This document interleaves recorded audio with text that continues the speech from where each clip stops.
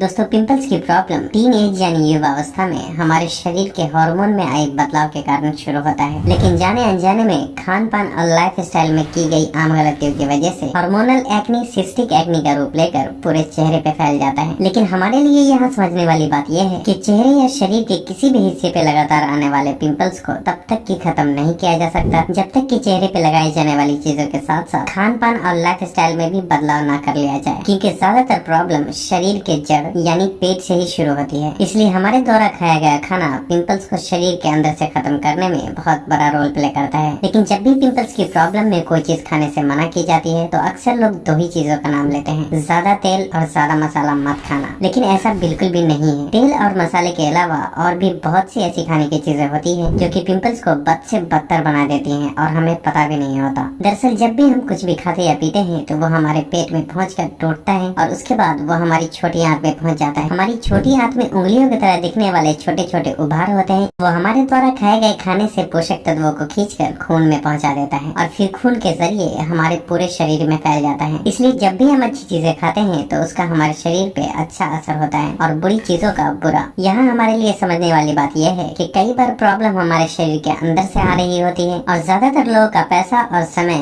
दोनों ही चेहरे पे लगाए जाने वाली चीजों के पीछे बर्बाद हो रहा होता है। जैसा कि मैंने अपनी पिछली वीडियो में बताया था कि पिंपल्स की प्रॉब्लम को जड़ से खत्म करने के लिए मैंने 5 से 6 वीडियो की एक सीरीज बनाने का इरादा किया है, क्योंकि पिंपल्स की प्रॉब्लम में चेहरे पे लगाए जाने वाली चीजों के साथ साथ और भी बहुत सारी बातों का ख्याल रखना जरूरी होता है, जो कि एक ही वीडियो में बता पाना मुमकिन नहीं था। हमने उस सीरीज की पहली वीडियो यानी पार्ट 1 पहले ही अपलोड कर दी है, जिसमें हमने जाना कि एक ही जगह पे बार बार पिंपल्स क्यों होते हैं और उसे किस तरह से रोका जा सकता है। अगर आपने वो वीडियो नहीं देखी तो इस वीडियो की आखिर में आने वाले लिंक को क्लिक करके आप उसे भी देख सकते हैं। आज की हमारी ये वीडियो उस सीरीज का पार्ट 2 है, जिसमें हम कुछ ऐसे खाने की चीजों के बारे में जानेंगे जिसे पिंपल्स वाले लोगों को नहीं खाना चाहिए या तो फिर कम मात्रा में खाना चाहिए। लेकिन नहीं खाने का नाम सुनकर आपको डरने की बिल्कुल भी जरूरत नहीं है, क्योंकि ये मैं भी बेहतर जानता हूँ कि परहेज करना कितना मुश्किल काम होता है। इसलिए मैं इस वीडियो में जो भी चीज खाने से मना करूंगा उसके नहीं खाने के पीछे का कारण तो बताऊंगा ही, साथ ही साथ ये भी कोशिश करूंगा कि उसका अल्टरनेटिव यानी उस चीज की जगह पर उसी जैसी कोई दूसरी खाने की चीज बता दूं, ताकि आपको परहेज करते हुए भी परहेज करने का एहसास ना हो। क्योंकि मेरा ये वीडियो बनाने का मकसद आप लोगों को डराना नहीं बल्कि आप लोगों तक सही जानकारी पहुंचाना है। दरअसल 11 तरह की चीजें हैं जो कि पिंपल्स को बढ़ाने का काम करती हैं और उसे मैंने 3 कैटेगरी में डिवाइड किया है। कैटेगरी नंबर 1,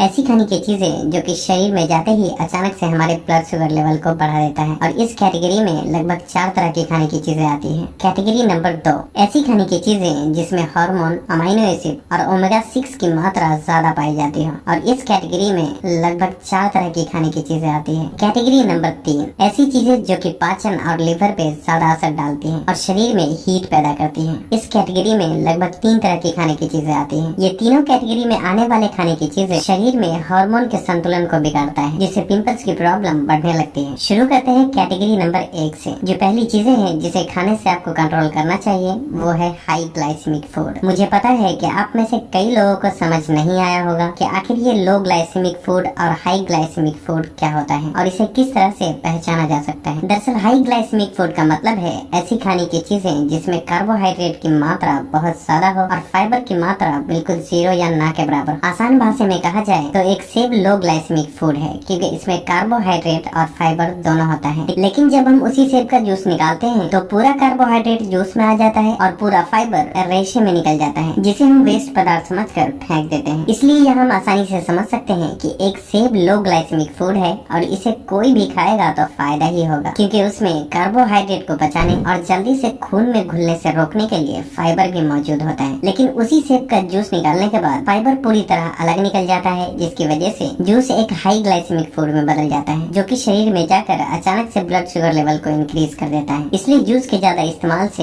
ये सबको तो नहीं लेकिन खासकर मोटापा, डायबिटीज और पिंपल्स वाले लोगों को फायदे के बजाय नुकसान पहुंचा सकता है। हाई ग्लाइसेमिक फूड के लिस्ट में फ्रूट जूस, सफेद चावल, चीनी से बनी चीजें जैसे कि केक, आइसक्रीम, चॉकलेट, मिठाई, कोल्ड ड्रिंक, चाय, कॉफी, सोडा और अल्कोहल। मैदे से बनी चीजें जैसे कि पराठा, पूरी, समोसा, नमकीन, पानी पूरी, व्हाइट ब्रेड और पैकेट में मिलने वाले चिप्स वगैरह। लेकिन अच्छी बात यह है कि आपको एकदम से परहेज करने की जरूरत नहीं है, बल्कि समझदारी से काम लेने की जरूरत है। आप इन चीजों के बदले इसके जैसी ही कौन सी चीज का इस्तेमाल कर सकते हैं, उसके बारे में जानने से पहले हमारे लिए ये जानना जरूरी है कि खाने की ये टेस्टी चीजें हमारे पिंपल्स को किस तरह बढ़ाती है। दोस्तों, एक बात का आप ख्याल रखें कि खाने की कोई भी चीज डायरेक्ट पिंपल्स को नहीं बढ़ाती, बल्कि इनडायरेक्टली बढ़ाती है। जब भी हम कोई भी हाई ग्लाइसेमिक फूड खाते हैं तो वो तुरंत ब्लड स्ट्रीम में घुलकर ब्लड शुगर को इंक्रीज कर देता है। ब्लड शुगर सडनली इंक्रीज होने की वजह से हमारी बॉडी उसे रेगुलेट करने के लिए इंसुलिन प्रोड्यूस करती है। इंसुलिन हमारे शरीर के हार्मोन को डिस्टर्ब करता है और तब हार्मोन स्किन में मौजूद ऑयल छोड़ने वाले ग्रंथि को टारगेट करता है, जिससे स्किन में या तो ऑयल का प्रोडक्शन ज्यादा होने लगता है या हमारे चेहरे पे हमारी स्किन के अंदर से आने वाला ऑयल बहुत ज्यादा गाढ़ा हो जाता है, जिससे वो हमारे चेहरे पे मौजूद छोटे छोटे रोम छिद्र से आसानी से बाहर नहीं निकल पाता और बाद में धूल मिट्टी, डेड स्किन सेल्स और बैक्टीरिया के संपर्क में आकर रोम छिद्र को बंद कर देता है, जिससे कि पिंपल्स की प्रॉब्लम पूरे चेहरे पे तेजी से फैलने लगती है। आपको फ्रूट जूस पीने के बजाय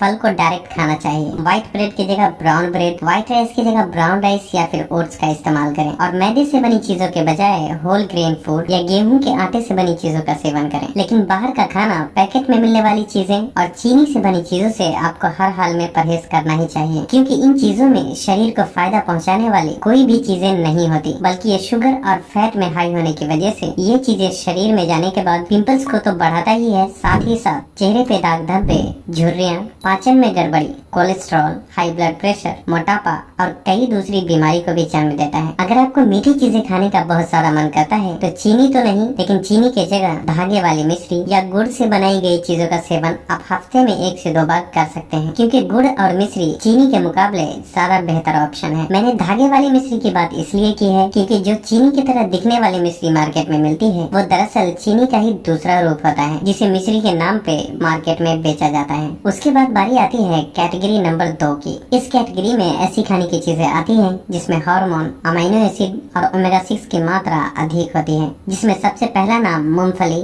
और सोया प्रोडक्ट जैसे कि सोयाबीन, टोफू, सोयाबीन ऑयल, सोय मिल्क और सोय प्रोटीन जैसी चीजें। दरअसल सोया प्रोडक्ट में फाइटोएस्ट्रोजन नाम का हार्मोन और ओमेगा 6 की मात्रा बहुत ज्यादा पाई जाती है। उसी तरह मूंगफली में एंड्रोजन नाम का हार्मोन और ओमेगा 6 अधिक मात्रा में पाया जाता है। इन चीजों में पाया जाने वाला हार्मोन हमारे शरीर के हार्मोन के संतुलन को बिगाड़ता है और इनमें पाई जाने वाली ओमेगा 6 की मात्रा ज्यादा होने की वजह से ये शरीर में इन्फ्लेमेशन यानी गर्मी पैदा करता है, जिससे चेहरे पे ज्यादा ऑयल निकलने लगता है और पिंपल्स भी बढ़ने लगते हैं। ख्याल रखिए कि इन चीजों से उन्हें ही परहेज करने की जरूरत है जो कि पहले से ही पिंपल्स की प्रॉब्लम या फिर किसी भी तरह की हार्मोनल इश्यूज को फेस कर रहे हैं। जिन्हें ऐसी कोई प्रॉब्लम नहीं है वो इसका सेवन कर सकते हैं। इसके अलावा हाल ही में की गई स्टडी में वे प्रोटीन, डेयरी प्रोडक्ट जैसे कि दूध, मक्खन और पनीर जैसी चीजों के ज्यादा इस्तेमाल को भी चेहरे पे लगातार पिंपल्स के फैलने के लिए जिम्मेदार माना गया है। हालांकि दही और घी को लिमिट मात्रा में इस्तेमाल करने में कोई प्रॉब्लम नहीं है, क्योंकि ये चीजें लैक्टोज फ्री होती है और खासकर दही में प्रोबायोटिक के गुण भी पाए जाते हैं। लेकिन क्योंकि ये भी एक मिल्क प्रोडक्ट है, इसलिए इसका भी आपको ज्यादा मात्रा में इस्तेमाल नहीं करना है। दही पिंपल्स की प्रॉब्लम में क्यों नुकसान नहीं पहुंचाता और इसे हम खा सकते हैं, इसके बारे में हम आगे आने वाले वीडियो में डिस्कस करेंगे। अब मुझे पता है कि बहुत से लोग यही कह रहे होंगे कि दूध और वे प्रोटीन तो बहुत ही हेल्दी होता है, इसलिए इसे बहुत से लोग भी इस्तेमाल करते हैं। एक्चुअली यहाँ आपको थोड़ा समझदारी से काम लेने की जरूरत है। दूध और वे प्रोटीन सेहत के लिए बहुत ही अच्छा होता है, इसमें कोई शक नहीं है। लेकिन यहाँ समझने वाली बात यह है कि जिसे पिंपल्स की प्रॉब्लम नहीं है वो इसका सेवन करने से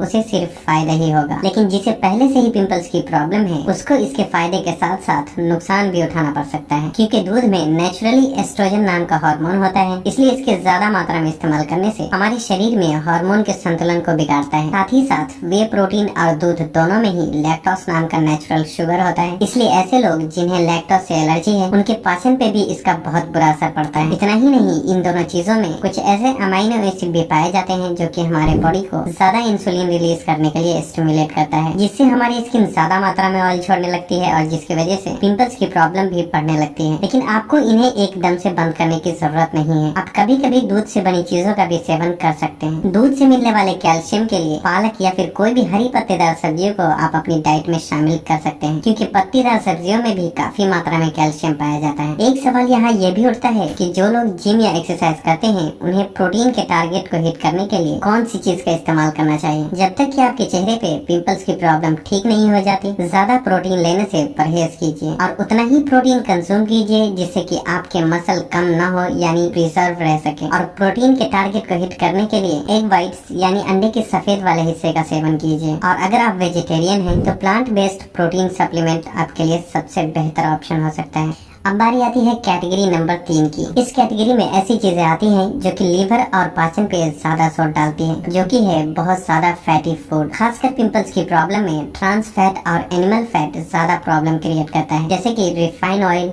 रेड मीट यानी कि बड़े का गोश्त, अंडा और तली हुई चीजें। खासकर रिफाइंड ऑयल में ट्रांस फैट और ओमेगा 6 की मात्रा बहुत ज्यादा होती है, जिससे कि ये पिंपल्स की प्रॉब्लम तो क्रिएट करता ही है, साथ ही साथ शरीर में कोलेस्ट्रॉल और इन्फ्लेमेशन प्रोड्यूस करके हमारे ओवरऑल हेल्थ पे भी बहुत बुरा असर डालता है। इसलिए रिफाइंड ऑयल की जगह सरसों तेल या नारियल तेल का इस्तेमाल करना चाहिए। इसके अलावा रेड मीट और अंडे के पीले वाले हिस्से में फैट की बहुत ज्यादा मात्रा होती है, इसलिए इसके लगातार सेवन करते रहने से ये पाचन क्रिया को बहुत धीमा कर देता है और लीवर पे भी बुरा असर डालता है। अगर आपको खाना ही है तो अंडे का सफेद वाला और चिकन का सीने वाला हिस्से का इस्तेमाल कर सकते हैं, क्योंकि ये फैट फ्री प्रोटीन होता है, इसलिए ये उतना नुकसान नहीं पहुंचाता। ये तो हमने जाना कि पिंपल्स की प्रॉब्लम में क्या नहीं खाना चाहिए, लेकिन इतना ही काफी नहीं है। पिंपल्स वाले लोगों के लिए ऐसी चीजों को भी अपने खाने में शामिल करना जरूरी है जो कि शरीर के अंदर से पिंपल्स को खत्म करने में आपकी मदद करें, जिसके बारे में हम आगे आने वाली वीडियो यानी पार्ट 3 में जानेंगे। जब तक कि आप दूसरी चीजें कम और ज्यादा से ज्यादा फल और सब्जियों को अपने डाइट में शामिल करें। एक्चुअली मैंने ये वीडियो और पार्ट 3 एक ही साथ बनाने का इरादा किया था, लेकिन वीडियो लंबी होने की वजह से मुझे दोनों वीडियो को अलग अलग पार्ट में बनाना पड़ा, और फिर भी आप देख ही सकते हैं कि वीडियो काफी लंबी हो गई। अब मैं और ज्यादा बोलकर वीडियो को और भी ज्यादा लंबा नहीं करना चाहता। बस इतना ही कहना चाहूंगा कि किसी भी टॉपिक को डिटेल में समझाने में वीडियो लंबी हो ही जाती है, लेकिन फिर भी अगर आप लोग चाहेंगे तो मैं वीडियो को छोटा करने की कोशिश करूंगा। आप हमें कमेंट करके जरूर बताएं कि मैं आप लोगों के लिए डिटेल में अच्छे से समझाकर वीडियो बनाऊं या फिर शॉर्ट और छोटी वीडियो बनाऊं। अपनी सलाह जरूर दीजिए और हो सके तो इस वीडियो को लाइक और शेयर भी कर दें ताकि दूसरे लोगों को भी सही जानकारी मिल सके। और तब तक के लिए अपना ख्याल रखें। अल्लाह हाफिज।